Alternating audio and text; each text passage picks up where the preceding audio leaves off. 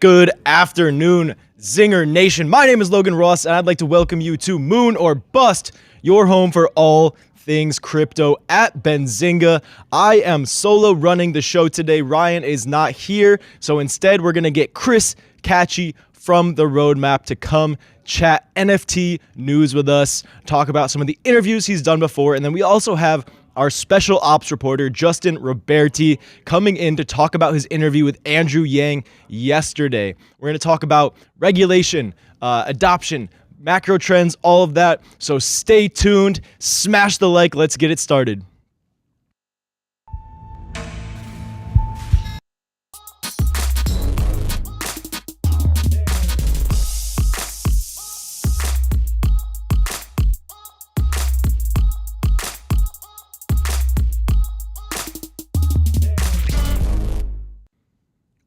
Alrighty, how is everybody doing today? I want to know. Give me a comment out there in the chat. What cryptos or NFT projects are you looking at? But without further ado, I'd like to welcome the one and only Chris Katje to Moon or Bust for the first or second time? I think second time. Welcome, Chris. I think it's the second time. What's going on, Logan? Happy to be here.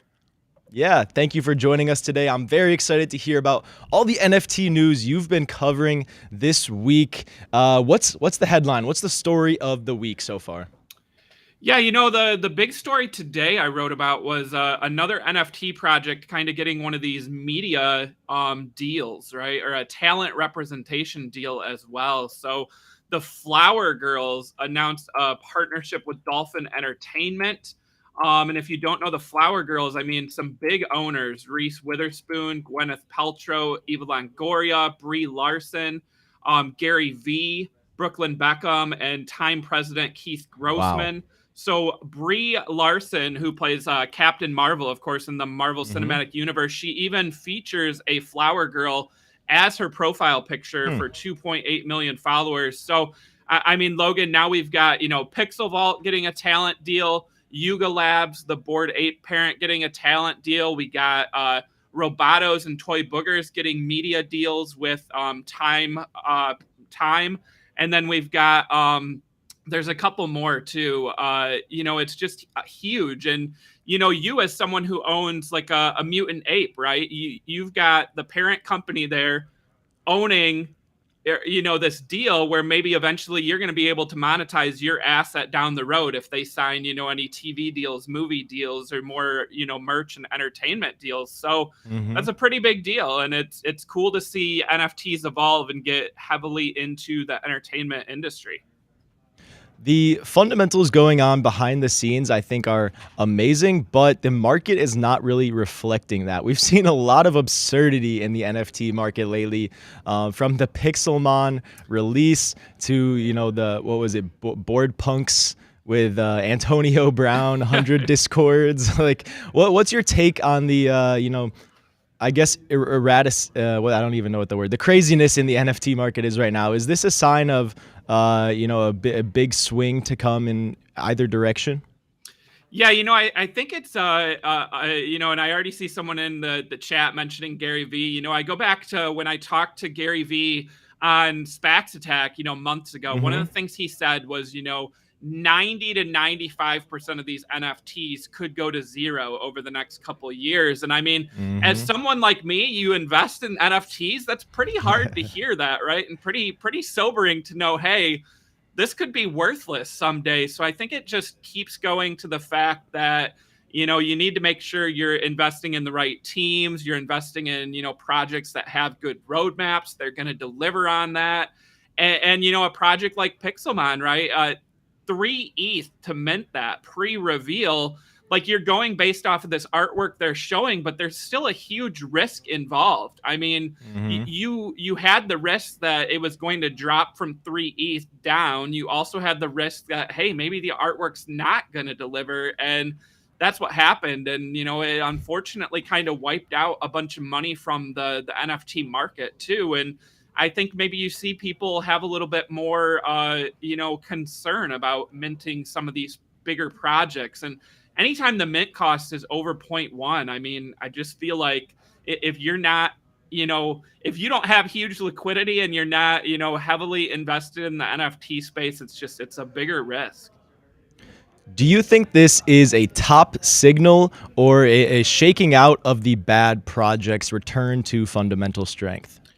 I don't know about top. I feel like it could definitely shake out some of these bigger projects. Also, the thing with Pixelmon was, heavily involved with a game, right? Building a game and building out that metaverse concept. And so many of these NFT projects have that as part of their roadmap, but so few have actually delivered and Mm-hmm. produced a working game, right? Or a play to Mm-hmm. earn concept. I mean, Axie Infinity, obviously huge success story. We saw the Mutants versus Bored Apes game that came out. There's just, these projects that have the big game as their milestone. They need a ton of money. And that's what Mm-hmm. happened with Pixelmon, and they used up all that money. And now, what's going to get delivered in the future? So I don't see this necessarily being a top. I mean, remember in the background, we still have the pending launch of Coinbase's NFT marketplace too, and I really think that that's going to drive a bunch of new people into the market. It'll Mm-hmm. create some more FOMO. You'll see possibly another run on a bunch of cute PFPs. Mm-hmm. Some of these projects that have kind of disappeared over the months, you'll see pick back up. So I don't think the top's in yet, but I really hope it does take away some of these projects that shouldn't even be in the market. Yeah, I agree with you on that one, Chris. I don't think the top is coming anytime before the Coinbase NFT launch, but I guess we will see. Chris, one thing that I don't know is actually your background as a writer, as someone who spends time in the markets. You did SPACs Attack. Now you're in the NFT zone. What was your first niche market that you really dove into? Yeah, so I mean, I had limited exposure to crypto or NFTs really prior to the start of 2021. I was able to get into Dogecoin very early, 2021. I believe it was January 1st or January 2nd. Because I saw it trending on Twitter, right? And as a writer, as an investor, I always try to follow the trends, right? And I was like, hey, I could throw a couple $100 into this. If it becomes worthless, it becomes worthless. Mm-hmm. And fortunately for me, it went up. And then as far as NFTs, the one that really got me involved was NBA Top Shot. I'm a sports fan at heart. I Mm-hmm. collected, sports cards as a kid. And I was like, wait a sec, this is just like, buying trading card packs as a kid, right? You spend the money, you open a pack, and you have that risk of, hey, they're all going to be commons and, not worth the price you paid. But if you pull, a rare or a legendary, you can make, a return, or, you can collect your favorite players. So that's really how I got in, was NBA Top Shot. And then I was able to take some, money from that and, put it into Ethereum and start buying up some of these other projects. And, as time goes on and I write about them more, research them more, I'm getting more heavily invested in the world of NFTs and also trying to provide that education, to our Benzinga viewers and readers. A few other people who got started with sports cards are GaryVee and Alexis Ohanian, who you've both been able to get their attention on Twitter. I know you've interviewed Gary. I'm not sure about Alexis. Not yet. But He's on the list. yeah, right? I would love to talk to him too. Fascinating guy. But I guess, how do you see the I don't really know what my specific question is here. I'm more curious to know, like, how do you get the attention of these big names, these big celebrities, as somebody who's maybe just starting their Twitter career or their writing career? What advice would you have for them? Yeah, I mean, I think the biggest thing is, having, a good thesis or a good headline. So, when I write my articles, and I tag them on Twitter, I'm able to get their attention sometimes just because, it's something that maybe they haven't seen yet. Alexis Ohanian actually invested in a play to earn game a couple years ago, and now they launched, out of their beta, and they have NFTs that you can earn. And I was able to get his attention, just by writing about that. And, we were able to share a conversation. Same with GaryVee, just asking their opinion on different things. And so many of these interviews, that I do on the roadmap, that you do here on Moon or Bust, it's just about, having that platform and allowing these creators a place to share with the community, why they're so passionate and why they're, doing their NFT or their crypto company. So, I think that's important to get their attention, is just kind of, sharing that same passion. Alexis Ohanian talks a lot about minimum viable community. Do you think this is a good metric? Yeah, I mean, I think Ohanian is so smart and he recognizes trends. I mean, I see him still heavily invested in, trading cards, certain players, and, NFTs, and also companies, and, really trying to minimize, the noise from outside places. I think he also is someone who, he takes the projects that he's most passionate about. So he invests in, a lot of different things, but the ones that he's highly convicted on are going to be the ones that get most of his attention and most of his money. And I think that's something, GaryVee also, when he goes all in on something like NFTs right now, he has other projects, but this is the area where he's going to spend the majority of his time, the majority of his money, until the trend changes. How has Top Shot and sports NFTs changed the trading card market?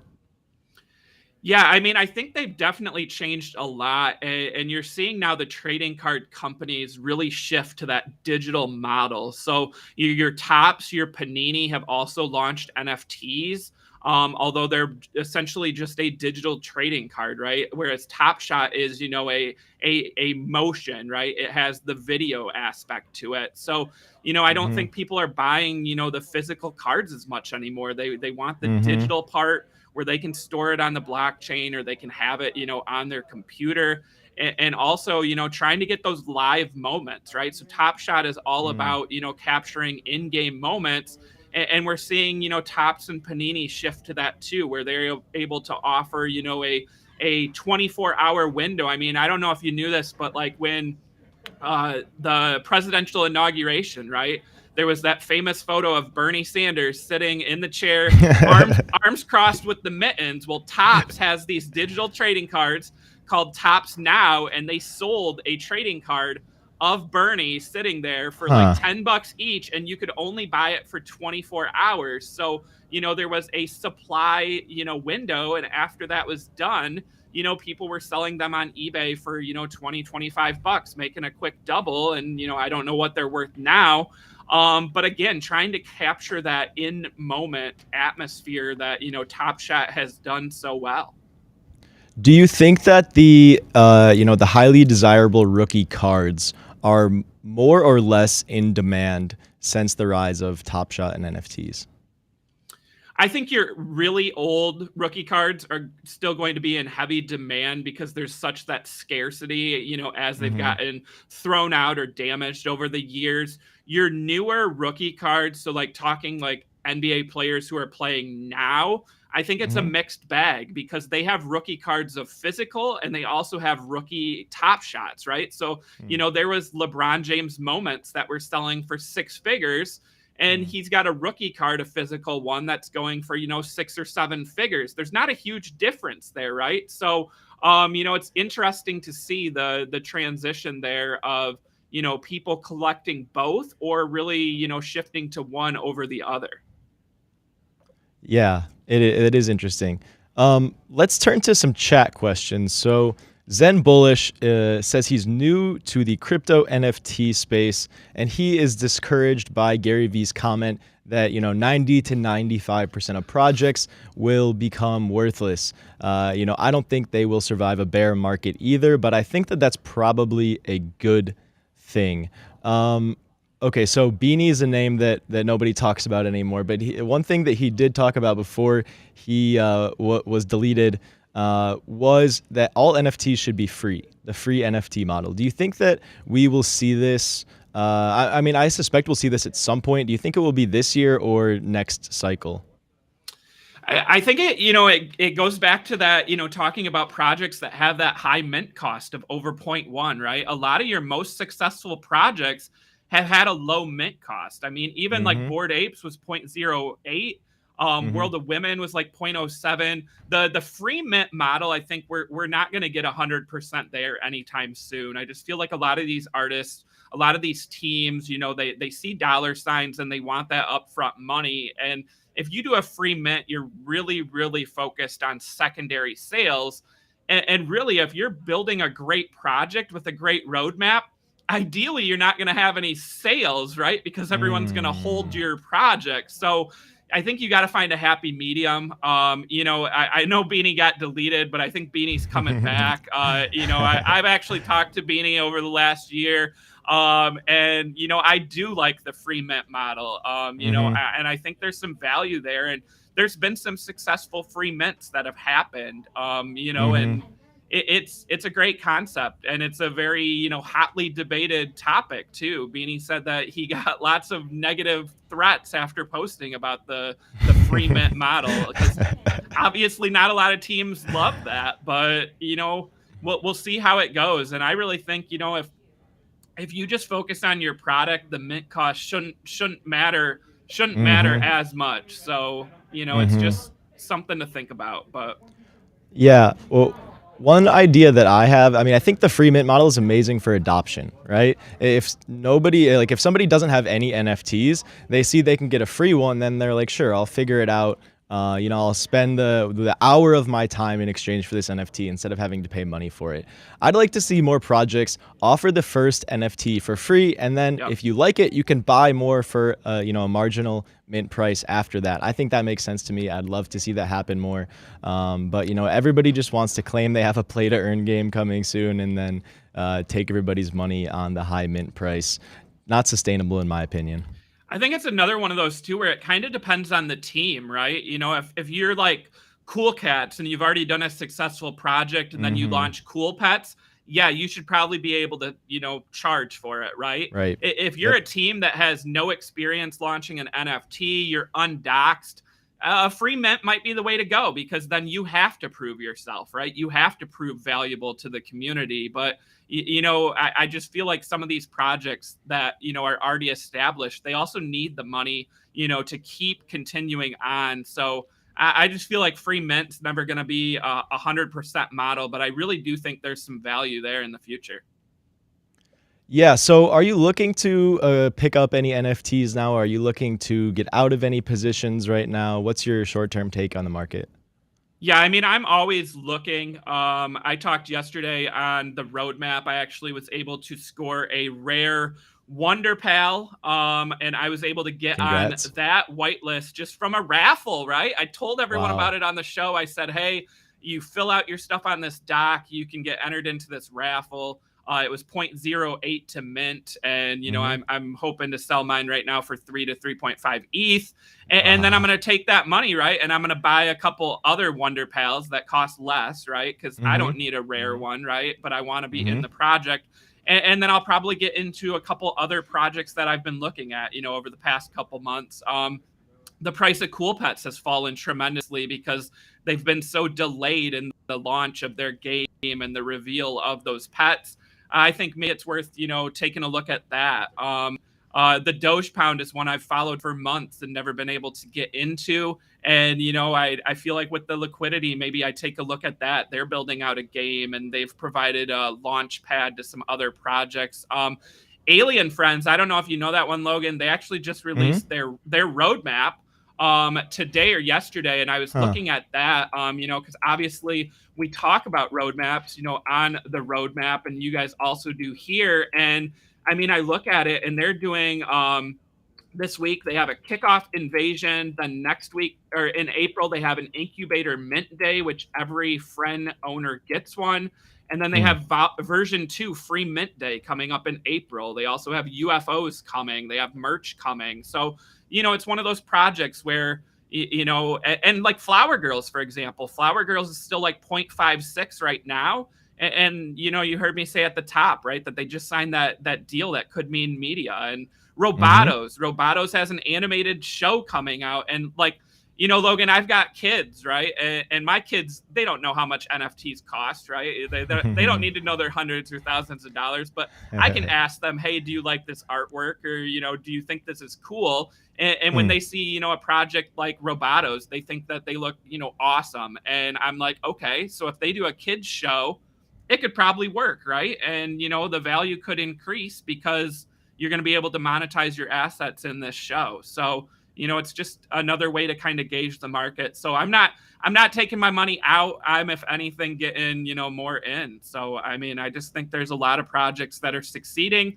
And if you focus on what GaryVee said of the 90 to 95%, I mean, it's risky, but if you can find a couple of those 5%ers, I mean, you can really do well. Yeah, I agree, Chris. I've also been adding to my NFT positions as well. All in, all cards on the table right now. Chris, what do you think about the PFP versus art, NFT debate? Will we see a return to the art blocks, art hype craze? I love art blocks. I loved interviewing Snowfro, and no shame to him or that project. I just feel like you're always going to have your collectors of the art pieces, but I really feel like the hype on them has died out, and I don't know if it comes back. I think you're going to see continued focus on PFPs that people can use, on Twitter and elsewhere, especially since Twitter launched, NFT PFPs. And then also the play to earn and the tokens, right? Everyone wants to make money and they want to be rewarded for owning an NFT. And, if you're a collection and you're not doing, another mint, you're not doing a token, you're not doing something, I think you're just going to lose people over the months. And, the art projects may look great, in a wallet or on your wall, in a digital frame, but ultimately the value is all about the future there and not, now. I think the scope of our metaverse plays into this, topic of discussion. You can't really show off a piece of art on your metaverse wall because you probably don't even have a metaverse wall, right? Whereas everybody has a Twitter profile and everybody can use PFPs right now. So yeah, I think that you're dead on. We're going to see the PFP trends continue throughout this year. So let's talk about Coinbase NFT platform. I guess I'll just leave it up to you. Like, what's exciting you about this? What's worrying you about this, if anything? Take it away. Yeah, I mean, I think my worry, I'll start with the negative. My worry and my reservations is that we've seen some competition come to, OpenSea, right? We saw Looks Rare, we saw X2Y2. We've seen a couple platforms launch, and they've taken some people, to try them out, but it hasn't had that stickiness yet. And I really would like to see more competition to OpenSea, right? I mean, I'm an OpenSea user. I think what they built is, great, but also they've been kind of, lax on, growing it and building out new features and, hiring more employees, right? There's that joke that they only have like 6 people working there. And Coinbase has, such built-in infrastructure, that employee base. And I'm just really excited. And then also, as I said, I mean, they've got like 3 million people on that wait list, myself included. I'm excited to see new people get into the space. And, I'm excited to see them stick around too. My big reservation there would be, are they all going to join, buy one NFT and then, get out after, a project fails? Because, that's part of the market is some of these drop to zero or, become almost worthless. And, also the other thing would be, I compare it to sports betting a little bit, Logan, so these sports betting companies, they throw free money at you, right? So, DraftKings, FanDuel, BetMGM, all of them, they offer these sign up bonuses. Is Coinbase going to just come in, with a level playing field of, hey, we have all these people on the wait list, let's get them started, or are they going to offer, huge incentives to people to, switch from OpenSea or, to join their platform? And, is the market going to get more competitive there? I mean, look at all the crypto platforms. We write about it, right? All the ones that offer, free Bitcoin, free money for signing up. It's all about that, user acquisition, but can you keep your users engaged on the platform? So that would be my challenge to Coinbase is, get your users, but keep them engaged and provide that competition to OpenSea that everyone's so excited about. Yeah, and I have a follow-up for you on that topic, but I also want to bring Justin Roberti on stage to join in the discussion with us. Justin, how are you doing today? How you doing, Logan? Good. How are you? I am doing great. Chris and I are just chatting about the macro trends in NFT marketplaces, the launch of the Coinbase NFT platform, so long awaited. We saw LooksRare come out a couple months ago, and there was a lot of reports that OpenSea was blocking users who, listed their NFTs for sale on this competitor marketplace. Right. Say that Coinbase comes out and does OpenSea volume on the first day. How do you see OpenSea fighting back or trying to maintain relevance once Coinbase, the giant, enters the market? Well, correct me if I'm wrong, Chris and Logan. Wasn't there some wash trading essentially going on in LooksRare to even so? I don't know whether Coinbase will achieve those numbers. I don't know if LooksRare did either, and LooksRare offered money to people in order to get it. Which really, if I'm going to open up a store and start handing everybody a dollar bill who walks in my door, I mean, okay, that's good. It's not customer loyalty exactly, is it? Right? But it certainly got people talking. I mean, I found out all about LooksRare because people were talking about the tokens one day. What will Coinbase have to do? They already have the footprint in terms of users. So if anybody's going to compete with them, I assume that Coinbase can. But right now, OpenSea, I mean, let's bear in mind that OpenSea was neck and neck with the Rarible as recently as the past 6 months for dominance, right? And that seems like a thing of the distant past now. Somewhere around May, June, they just blew up beyond. And while the other platforms were blowing up too, they went from $1 billion to $2 billion in transaction volumes between May and June. Which is what other industry could sustain that level of growth? So at this point, now that they've established that footprint as the leader, I'm not sure that anyone is going to come in and make them not the default, not all at once. But if anybody could maybe put a dent in their armor over time, I suppose it could be Coinbase because they have such a powerful local brand. But they've got a couple of problems going on right now. To me, they're going to have to figure out how they Coinbase is going to have to figure out how they're going to navigate this whole Ukraine conflict thing to begin with, so that they don't end up getting, interfered with essentially by the government. And that how they're going to define their responsibility, I think, is really going to affect their future. I think the other player that actually has a chance of competing with OpenSea in terms of dominance is Rarible, but that's because Rarible is leaning in on its SDK and integrating into everybody else's secondary marketplaces in order as a strategy to compete with OpenSea in terms of volume. I don't know that Coinbase has shown us anything that they're going to pull out and do other than be Coinbase right now, right? They've always had a good customer experience. And I assume that they'll continue to do that. But we just literally watched LooksRare try and bribe its way into competing with them, and it worked for a little while, and then it didn't. Right? If I could had a little chart to go along with my Twitter meter, it'd be lots of LooksRare. Everybody talking about LooksRare for about 3 weeks. How much, doom scrolling in your Twitter feed right now? How often do you see LooksRare mentioned? Yeah, I would add though, I think LooksRare is able to pick up the pieces that OpenSea is leaving, and we're seeing that even this week. I mean, OpenSea was rumored to be taking down artists from Iran last night, and they were able to do transactions then on LooksRare. Cryptomori's got a DMCA request on OpenSea, so the project, you weren't able to buy or sell it on there because someone filed a copyright infringement. You were still able to trade it on LooksRare. So I mean, that's kind of where I see Coinbase fitting in too, is take the bad from OpenSea, learn from, their mistakes and what users don't like, and, build that. And I mean, if I'm Coinbase, right, we just saw how successful that Super Bowl commercial was, with the bouncing QR code. Do something like that to launch your NFT marketplace. Pick a big sporting event coming up, the NBA playoffs or something like that. Do a huge commercial again and, get people really excited about the launch. And then maybe you don't have to give them, free money.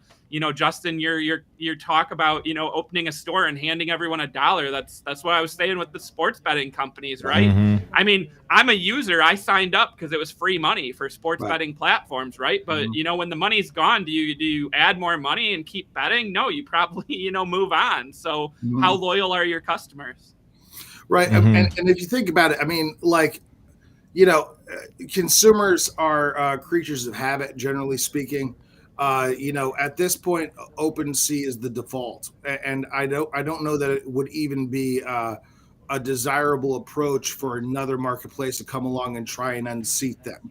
Like if I were to start an online retailer right now, it would be a dumb business plan to be like, a step A or step one, unseat Amazon. Like clearly not. It would be to work in concert with Amazon, and that's the position that OpenSea has kind of put everybody else in until something goes catastrophically wrong over at OpenSea. I mean, you could always, I'm not wishing that upon them, but until they have a platform problem or something where they can't handle the volume, because wow, I mean, I am not enough of an analyst to make comparisons about, like, if you look at the trend of like NFTs and how they've grown, what kind of product that you can sell, what could sustain that level of growth.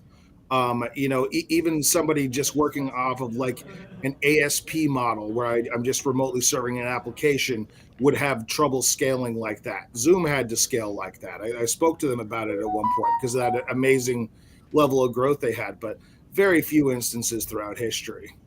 I think that because it's a simple product, there's not much. I've talked to 100. I mean, well, probably literally like 50, but I've talked to like 50 NFT marketplaces. Like, there's not that much of a difference. People are trying to carve out a difference, like One Of and Kickflip, where they're trying to like create a more personalized experience for the stars that they have on and so forth. But right now, what does that really mean? That means like a better landing page that they put together for you, It's fine. I mean, I'm not knocking it, but people are trying to figure out like how to even have exist in the ecosystem, like living around OpenSea.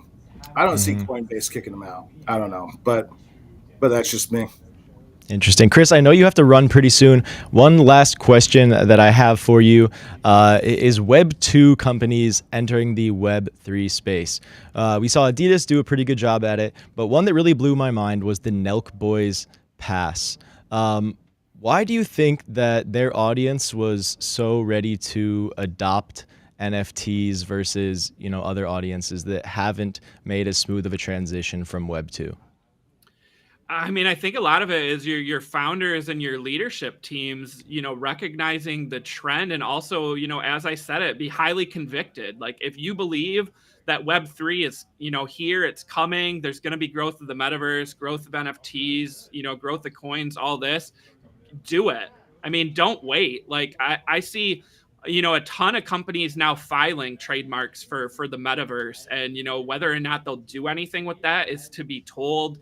But I think the companies that got in early are going to have that, first mover advantage. And they're going to, I mean, look at all the companies that bought land in Sandbox early, right? And how much that's worth now compared to anyone trying to play catch up now, right? And, I just think it's a smart move. And I think Adidas did a really good job with that. I'm excited to hear more from Nike, with their Artifact acquisition. I think that could pay off tremendously for them, but they've been rather quiet on it so far. Puma started announcing some recent speculation on Twitter with like Cool Cats, Lazy Lions, and some of these, cat themed projects. So maybe we get more merch and partnerships there. And I just think it's a great position to be in, to go from Web 2 to Web 3, and the companies that move fast, I think, will have that advantage. Mm-hmm. All right, one last question that popped into my head. What's a bigger hurdle to adoption, wallets or Discord? Oh man, you mean for companies or for a user? For users. I mean, I feel like wallets is a big initial hurdle, but like once you get over it, it's pretty easy. But I mean, as someone who is in over 100 Discords, Logan, I can't keep up with them all. I can't spend enough time in there. It is very complicated. And I think in both cases, you're seeing people not know what they're doing. I mean, Discord, you get all these DMs all day long of people trying to scam or get you to click on links. And I mean, look at the OpenSea hack we just had, with signing, in your wallet. So it's a lot of that education. And I think for users, both can be overwhelming and difficult. I would say ultimately, I think Discord is more of a complicated matter just because of the sheer volume that every NFT collection has their own Discord. So to be engaged with each community, you've got to spend a ton of time in there. But wallets, I think, can be very complicated at first for anyone who is new to the space. Yeah, I agree with you completely there. Yeah, it's a great question, and it's funny that you're putting them on equal footing that way, right? Because how do you research projects without getting into Discord? NFTs, as they exist in 2022, are as much a Discord phenomenon as anything else. That's really funny and true. Maybe we should have Benzinga could start an executive training program to help executives at Unilever, and big companies like that, big holding companies, figure out how Discord works. We'll put them in a meeting room and just have 30 people just shout at them and interrupt them for an hour. Like, this is what it's like. Try and talk. Just yelling at them from all sides so that they... I mean, I think that goes back to like the companies that recognize the trend. I mean, look at like Vayner NFT launching a whole NFT division, and they're able to onboard these companies, like you said, Justin, that don't know the space. They don't want to hire their own department for NFTs. For real. So they partner. I mean, look at how long now it's taken, like Walt Disney to get heavy into, the metaverse and NFTs because they didn't have the right people. They didn't have the right partnerships. So, I mean, my question for you, Logan and Justin, would be, if Coinbase is coming and maybe, then we see, volume decline eventually, or that could be, the top, is if you're OpenSea or your Discord, like, I feel like you've raised money, you've hit a decent valuation, but if you're ever going to go public, like, is now the time to do so? Because what if on the other end of that spectrum, the volume drops off and so does your valuation? So that's something I've been discussing for a while too, is like, when are the IPOs coming? What do you guys think?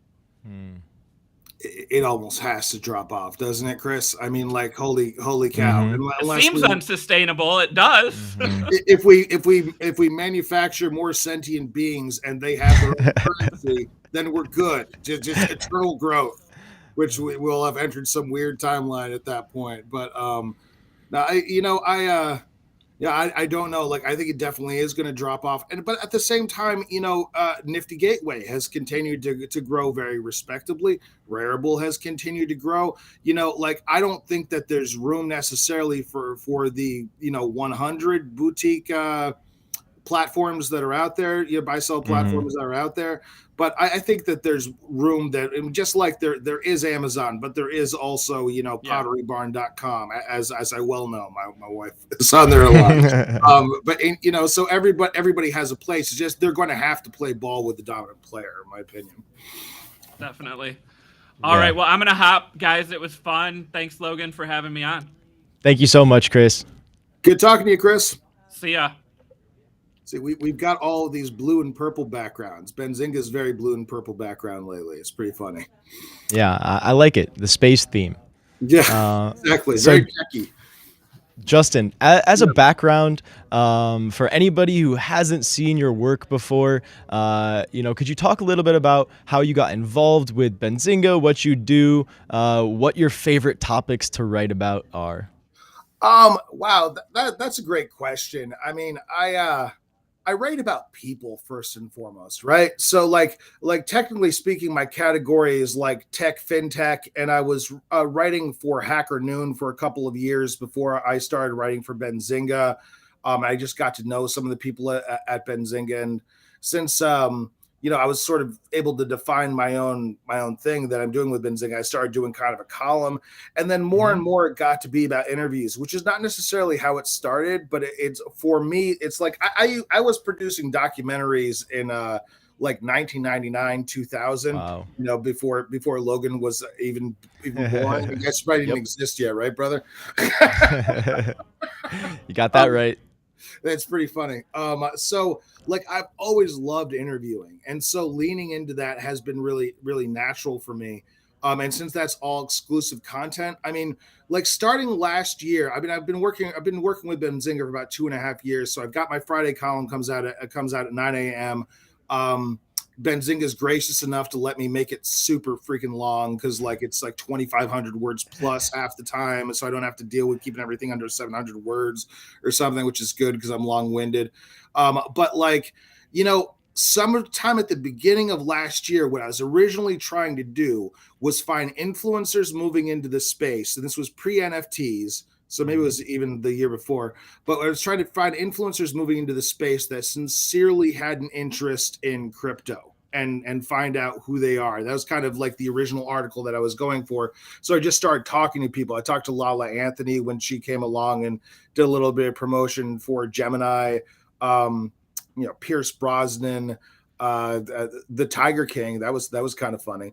And then when NFTs happened, obviously like NFTs are the thing that just brings all of the mainstream, notable people and famous people to our door. So, now it's just been crazy accelerated by that. Like it's a comment I keep making in my column, but like it's like, wow, what a time to be in this space. Like they're busy. I thought it was great that Chris brought up Vayner NFT because they're killing it. I mean, in terms of this gold rush that we have right now, like they're the ones selling the picks and shovels. They're the ones who have that they're ready to onboard your product if you're Heinz ketchup or Budweiser or whatever, and help you be able to get on board with this trend. So like what I really enjoy about particularly my gig with Benzinga, aside from doing the shows, I like arranging the shows and so forth. I like working on the podcast, but also the trade shows that we do and stuff. Is like I really do like getting these interviews, and because I have the ability to, because I'm not doing like a full load of news or like 6-7 articles a day like some of the rest of you guys are, it means that if I have to wait 6 months for the interview, I will. And if somebody reaches out to me with an email saying, I'm doing Johnny Depp NFTs, I write back and say, okay, let me talk to Johnny Depp. And, about half the time they can't, which is super annoying. I'm like, in which case, don't put them in your headline. But no, it's been a super great trip. I really like writing with Benzinga. This has turned into a pretty good thing for me. Just doing these like interview focused features, because I don't see a lot of that in our space. And I don't see a lot that's like, it's like I'm doing fintech writing that has in some ways the feeling of like entertainment writing or like social writing, essentially. Because like my feeling from going back years back, I've been working within the crypto space since like 2016, and like in some ways the mainstreaming was not happening because we weren't really trying to look to share either. We were using our language and like the way we the articles and so forth were impenetrable to a mainstream audience. And to me, Benzinga is consciously like a crossover audience for people who are, people who are experienced in crypto, and maybe those who are have only been doing it for like a year or two, or a little bit newer to it. So I try to keep it at that level where it's a good story that communicates to everybody. Yeah, I have to say, Justin, I always look forward to your Friday column. If you guys have not read Justin's column from today yet, you need to go read it right now. He talked to Andrew Yang about inclusion, financial inclusion through Web3. Amazing interview. Justin, what was your takeaway from talking with Yang? Really smart guy. I mean, you can see why he resonated with voters the way that he did during his run for the presidency, for the nomination. very, very smart, very focused, and there's something like congenial and conscientious about him to talk to in some ways. And I think that this is so he seems a little bit like a candidate, and he still has kind of that candidate thing about him, but he also seems like he could be a tech CEO, like with his point of view, and he's got the vision too, which I really, really respect. I think it's an incredibly smart pivot for him. Like he identified an audience that supports him. He knows that the blockchain audience is down with him because he was supported with universal basic income, and it makes sense to try and pivot that and open up economic opportunities or create equality of access through crypto. And now he's got a DAO that's essentially doing it's called Lobby 3 that's doing you can buy fractional ownership into a lobbying effort and then vote for what programs you want to support through the DAO, and teach Lindsey Graham and anybody else in Capitol Hill what Web3 is, because that's what I assume that's got to be one of their first jobs. But he's there trying to promote the opportunities, what that technology could bring to us, and it does seem to be a relevant thing to do. That's super One cool. One thing that I've kind of been calling out, hopefully it comes true, but even if it doesn't really matter. One area of exponential growth that I predict people are underestimating is the political influence that crypto will have. Yeah. In November, I said that, I'm going to call it now, make a prediction. The next election cycle will be driven by crypto. And, I was called crazy for saying that. I said, no, it's not time yet. But I guarantee you those same people did not see the infrastructure bill getting hung up on crypto. I don't think anyone in DC barely saw that coming. Do you think that, Bitcoin as a political force is going to take over anytime soon here? Take over? I don't know about taking over, but I think that sometime in 2017, by a very slim margin, the traditional economic players, the traditional financial system, had to make a call about whether they consider crypto to be more of a risk to their control or more of an advantage. It is a little bit of a risk to their control, but it is also obviously useful. So I think it's going to continue to grow. But what you really can't deny, I've done a few interviews with people who it's Justin like Ken Burns. Yeah, I'm like a fat Ken Burns who writes for Benzinga. Sure. No, but I do. I'd love to do interviews. I love Ken Burns, actually. I just looking at the comments over there. If you look specifically at the traditional system for fundraising around movies, I talked to actors like Jennifer Esposito. She's trying to raise $2.5 million to do her mob film, which is from the point of view of the daughters and wives of mobsters, like the point of view of women. She tries to go to traditional Hollywood studios, and they tell her no, because they say, yeah, great, get a man to direct it and make a man starring it, you can do your film. Or Erica Alexander, who used to be Cousin Pam on the Cosby Show, right? So again, these are people who are like already in Hollywood, so they already have the contacts. Same thing when I was talking to Julie Pacino.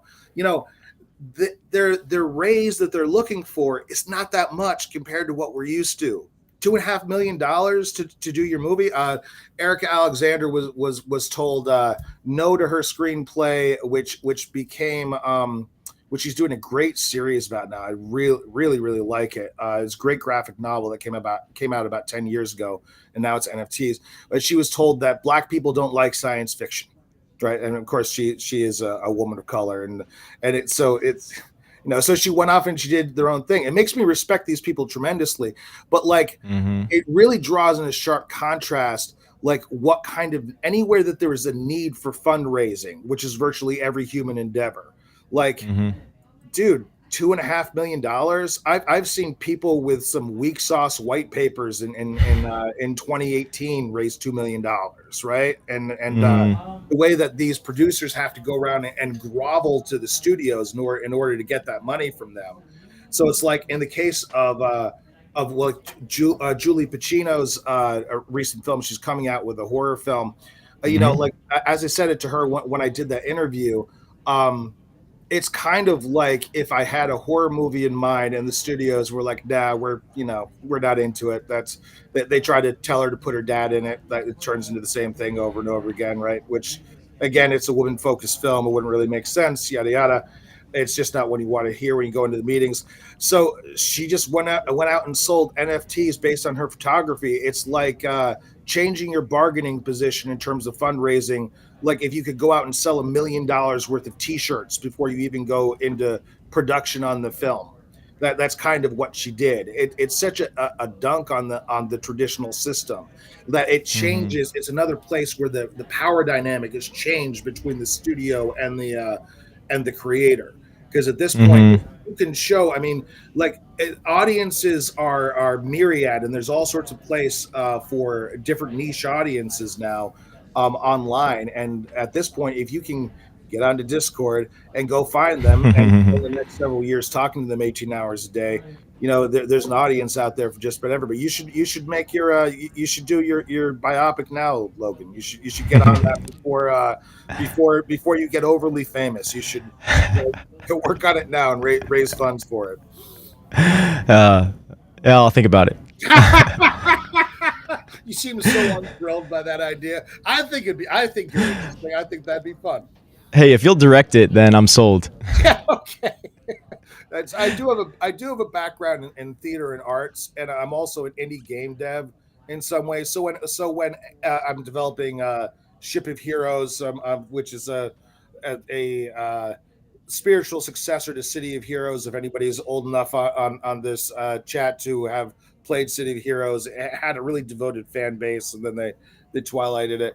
So it's like with my background, NFTs are just a huge boon for me. I go and talk to people that are in industries that I can kind of relate to, with the exception of sports. I have like no sports in my background, but NFTs are good for me. Justin, we have about 7 minutes left, and I want to talk about something that's been pretty relevant in my personal life lately. I'm trying to teach my mom and get her to understand crypto. It seems like in the older generations, there is a fear of the knowledge gap that exists, right? When you open that door into Web3, you realize that it's not a room, but a universe, right? And when you just have that little crack the door open, it's pretty terrifying. You don't know what's going to be behind it. So how do you personally explain cryptocurrency, what the heck is Bitcoin, to people in your generation? Oh wow! Well, I don't know. I think a lot of people in my generation are probably like already on board, like the Gen Xers, right? But like, no, for the ones that are not, the ones who are not on board are not asking to have it explained to them because they think that it's all dark web money that used to buy drugs and so forth. But no, I just knocked my light out. I think it is all about understanding digital ownership, like and creating a user experience that's ultimately seamless. Like if Amazon came along and created a standardized online buying process, which made them huge. PayPal came along and created that same checkout process and made it semi-universal. Crypto is trying to make it's completely universal on a global scale. That's one of the first, when I talk about Bitcoin, because when you're talking about Bitcoin, that it only really has, its role as a transfer of value. So when I'm explaining Bitcoin, not necessarily DeFi, like that's kind of where I start. Like if you look at that as being like the end goal, like to kind of be the PayPal of being able to buy and sell everything, then it kind of makes more sense. But on top of that, we've also been inventing financial instruments this whole time. This is just a new class of digital financial instruments. To anybody who has experience with traditional stock market, should be able to get on board with that idea pretty quickly. I would think, but otherwise, I kind of make like the PayPal comparison, the same way that PayPal sort of like untethered the checkout experience from just Amazon and tried to offer the same kind of convenience or UX to everyone, more cross-platform. Bitcoin is taking that a step further and sort of expanding it into everything in terms of a transfer of value. I think that a lot of people probably assume that, if the system we're using now isn't broke, then like why fix it, right? Why do I need Bitcoin? But I think that the bigger knowledge gap is actually fiat risk. Do you Right. agree? Um, well, yeah, sure. Because people don't, people don't realize that it's called fiat or that there's any risk, right? Like it's just you are Right. handed these bills and coins and told this is money and this is what you go with, right? So, Yep. I mean, you're right that in the macro sense, there's probably at this point, do you feel, who feels strongly enough about the US government that you want to have 100% of your money invested in the US government? Because Hmm. if you're saving in dollars only and that's your entire portfolio, whether you look Hmm. at it that way or not. Somebody very smart explained this to me like many years ago. It's like you aren't making a non-decision by keeping it in dollars. You're just deciding to go completely with one team, and you're betting that Hmm. that team is going to be completely prosperous. And given Hmm. the performance of the U.S. over the past few years, that really is sound bet. It's I That's mean, the question. it'd be a simpler world.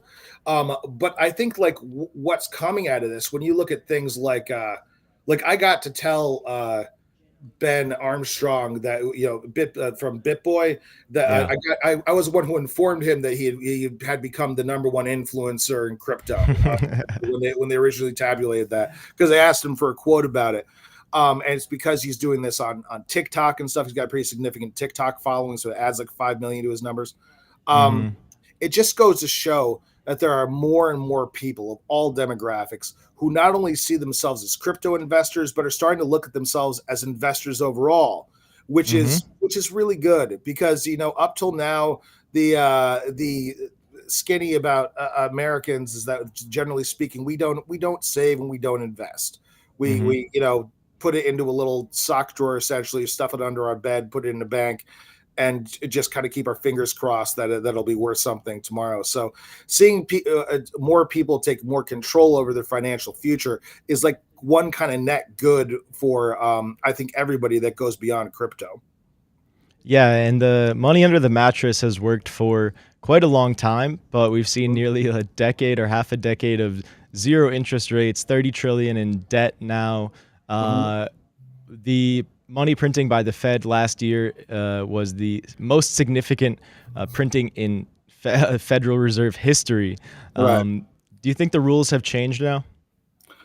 The rules have changed in terms of well, I think any time that we if just doom scrolling, Twitter or Reddit or any social media platform of your choice will show you that not necessarily everything that has come out of social media is really like good for humankind. But one way that it does seem to work out, and you can see it working out with Ukraine right now, is that Hmm. people are paying attention on a different level than they have before. There's more information available, and so for Hmm. people who have the will to go get that information, you have the chance to be in a much better position. I mean, imagine how furious Putin must be right now. This is the fourth time in my lifetime that he's pulled something like this, probably more, honestly.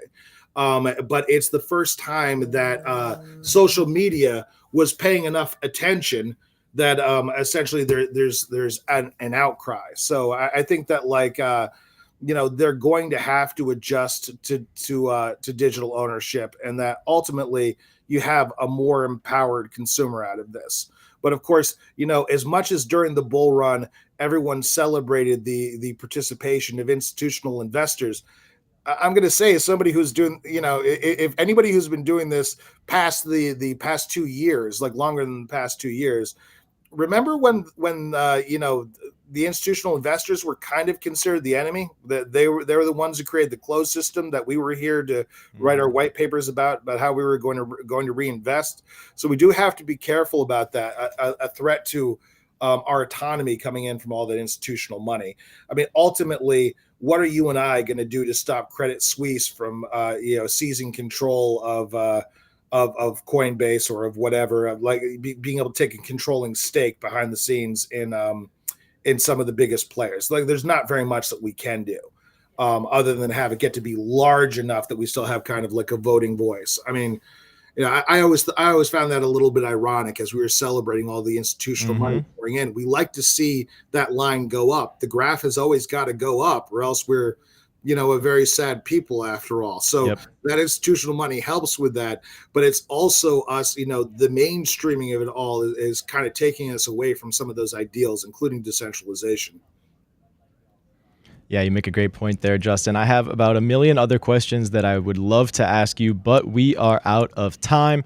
So we'll have to have you on again next week.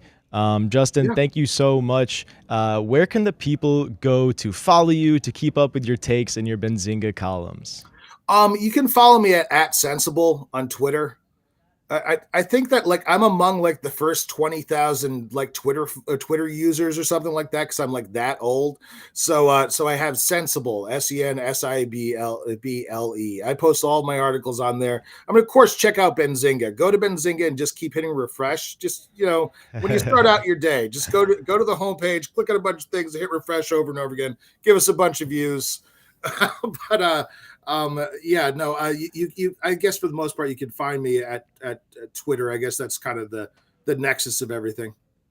One day I'm hoping that my Ethereum name service domains will be as much of a flex as your Twitter handle is, but only time will tell. Thank you everybody for tuning in today. Moon or Bust, your home for all things crypto at Benzinga. Make sure you're subscribed. If you're not, make sure you hit the like button if you didn't. And we will see you next week. Thank you. Have a good weekend. Peace. Bye, guys.